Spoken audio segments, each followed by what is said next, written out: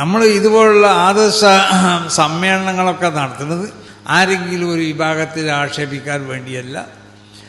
ഇവിടെ മുജാഹിദ് പ്രസ്ഥാനത്തിനെയോ അല്ലെങ്കിൽ ജമാഅത്ത് പ്രസ്ഥാനത്തിനെയോ അല്ലെങ്കിൽ മറ്റ് തബ്ലീഗ് ജമാഅത്ത് ഇതിലൊന്നും ആക്ഷേപിക്കാൻ വേണ്ടിയല്ല. അവരൊക്കെ ആശയങ്ങളുള്ളതായ ആ വൈകല്യങ്ങൾ തുറന്നു കാട്ടുക മാത്രമാണ് ചെയ്യുന്നത്.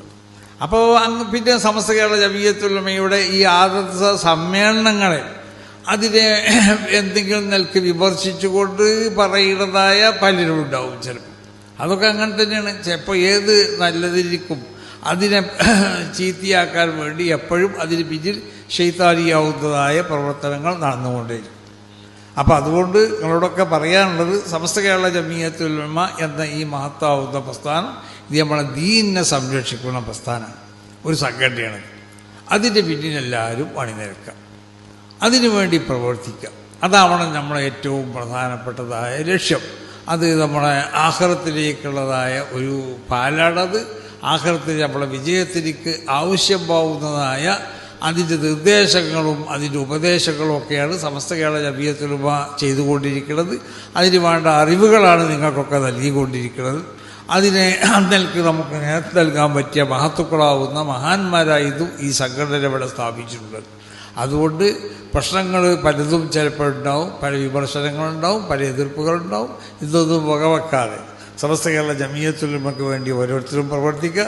അതിൻ്റെ 100ാം വാർഷികം ഇവിടെ വരാൻ പോവുകയാണ്. അടുത്ത 2026 അത് നടത്തപ്പെടും. വളരെ വിപുലമായ പരിപാടികളോടുകൂടെ നടത്തപ്പെടും. അത് എവിടെ സ്ഥലം നിർണ്ണയിക്കപ്പെട്ടില്ല. ഇൻഷാ അല്ലാഹ് അടുത്ത 2-3 ദിവസങ്ങളിലായിട്ട് മിക്കവാറും നിർണ്ണയിക്കപ്പെടാൻ സാധ്യതയുണ്ട്. അതിന് വേണ്ടി സാമ്പത്തികമായും ശാരീരികമായും മാനസികമായും ഒക്കെ ഉള്ള എല്ലാ സേവനങ്ങളും നിങ്ങളിൽ നിന്ന് എല്ലാവരും ഉണ്ടാവണം.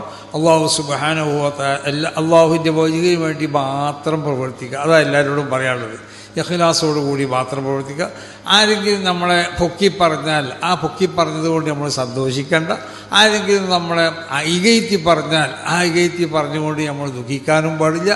അവനോടുള്ള പ്രതികാര മനോഭാവം നമ്മളിൽ നിന്നുണ്ടാവാൻ പാടില്ല. ഇതാണ് സമസ്ത കേരള ജമീയത്തുൽ ഉലമയുടെ നയം. ആര് പൊക്കി പറഞ്ഞാലും അതനുസരിച്ച് പൊങ്ങാൻ ഞങ്ങൾ തയ്യാറല്ല.